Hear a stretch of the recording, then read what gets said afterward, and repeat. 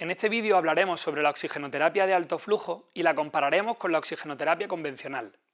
Ante una hipoxemia leve, la actuación inicial se basa en la colocación de unas cánulas nasales o una máscara de tipo Venturi, que nos permite alcanzar flujos de hasta 6 y 15 litros por minuto respectivamente, con una fracción inspirada de oxígeno que no superará el 50% en cualquier caso. Existen ocasiones en las que este aporte de oxígeno podría ser insuficiente, pero un método invasivo de la vía aérea resultaría excesivo. En este contexto, la oxigenoterapia nasal de alto flujo ha demostrado ser una herramienta muy útil como un paso intermedio. La oxigenoterapia nasal de alto flujo se considera un sistema de oxigenoterapia no invasivo relativamente nuevo, fácil de aplicar y bien tolerado, capaz de administrar aire a flujos de entre 40 y 80 litros por minuto con una fracción inspirada de oxígeno regulable que puede llegar hasta el 100%. Está compuesta principalmente por 4 componentes: un mezclador de aire y oxígeno que nos permite modificar la CO2 aportada de forma precisa, un sistema que calienta y humidifica el aire al que se conecta una tubuladora inspiratoria calefaccionada que evita la condensación del circuito y que termina a su vez en la cánula nasal que colocaremos al paciente. En comparación con la oxigenoterapia convencional, el aire es calentado y humidificado de forma continua, lo que facilita la función bucociliar y mejora la tolerancia y el confort del paciente. El flujo alto y continuo disminuye la resistencia de la vía aérea superior y genera una presión positiva al final de la expiración, que puede llegar hasta 7 centímetros de agua con flujo alto y si el paciente tiene la boca cerrada. Esto favorece el lavado de dióxido de carbono del espacio muerto nasofaringeo, reduciendo su reinhalación. Todo ello mejora la eficiencia de la ventilación alveolar y disminuye el trabajo respiratorio. Este sistema ha demostrado que incluso si dejásemos de ventilar a un paciente durante 14 minutos, la saturación de oxígeno podría mantenerse por encima del 90%. Este tiempo de apnea segura es posible gracias a que permite mantener la difusión alveolar de oxígeno incluso en apnea siempre y cuando la vía aérea se mantenga permeable. Como podemos imaginar, esto tiene una relevancia clínica importantísima en anestesia, sobre todo cuando nos enfrentamos a vías aéreas difíciles. Si nos fijamos en la primera imagen, vemos lo que ocurre con una cánula nasal convencional a bajo flujo. El paciente, durante su inspiración fisiológica, genera flujos de en torno a 30-35 litros por minuto. Sin embargo, las cánulas nasales solo le aportan 4 litros minuto. Esto implica que en cada inspiración entra una gran cantidad de aire ambiente, de modo que el oxígeno que administramos se diluye y la fracción inspirada de oxígeno real que llega al pulmón es baja e impredecible. En cambio, si vemos la segunda imagen, observamos que con una cánula nasal de alto flujo, el sistema genera un flujo de 35 litros minuto. Esto cubre toda la demanda inspiratoria del paciente, reduciendo la entrada de aire ambiente con el resultado de que la fracción inspirada de oxígeno administrada es prácticamente la misma que la fracción inspirada que el paciente inspira, lo que se traduce en una oxigenación más estable con un menor esfuerzo respiratorio. Algo muy parecido ocurre si en lugar de unas gafas nasales usamos una máscara facial. Vemos como los flujos administrados, habitualmente entre 5 y 10 litros por minuto, suelen ser inferiores al volumen minuto y al pico de flujo inspiratorio del paciente, lo que condiciona la entrada de aire ambiente y una fracción inspirada de oxígeno variable. En la imagen de la derecha volvemos a ver cómo la cánula nasal de alto flujo permite administrar flujos capaces de igualar o superar la demanda inspiratoria, garantizando una fracción inspirada de oxígeno más estable.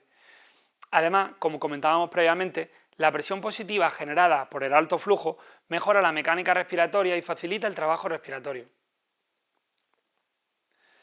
Las indicaciones de la oxigenoterapia nasal de alto flujo derivan principalmente de aquellas situaciones en las que tenemos un problema de oxigenación real o potencial.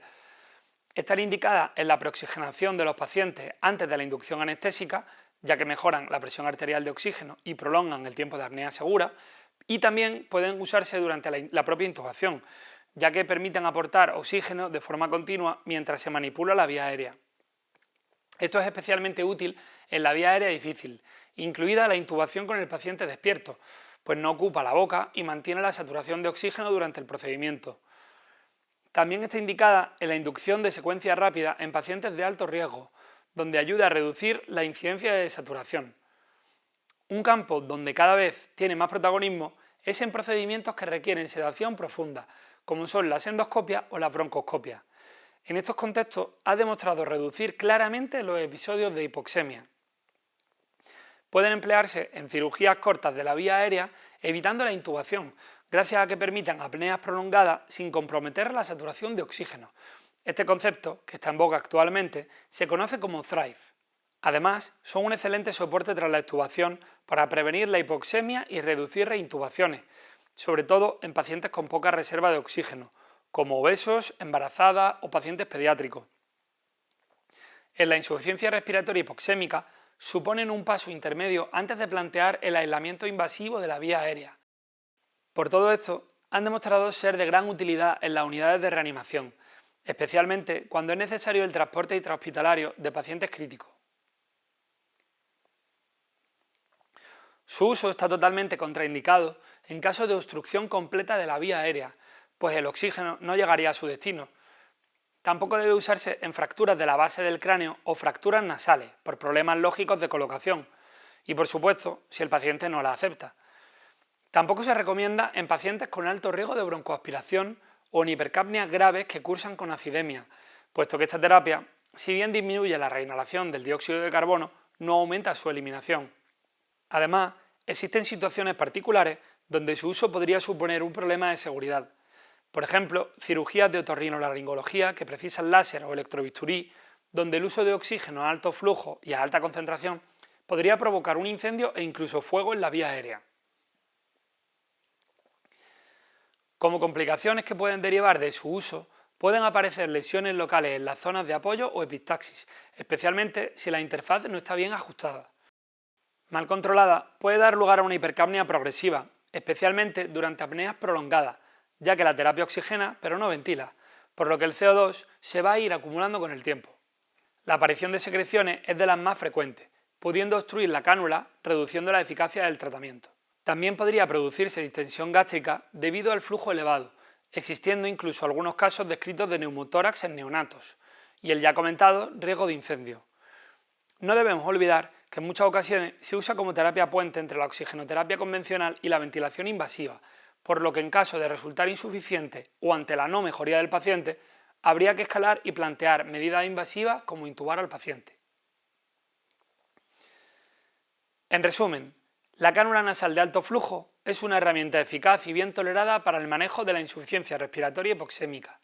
Permite administrar oxígeno a alto flujo, mejorar la mecánica respiratoria y reducir el trabajo respiratorio, con un confort claramente superior a otras técnicas no invasivas. Además, tiene un papel relevante tanto en la preoxigenación previa a la intubación como tras la extubación, contribuyendo a mejorar los resultados clínicos y la experiencia del paciente.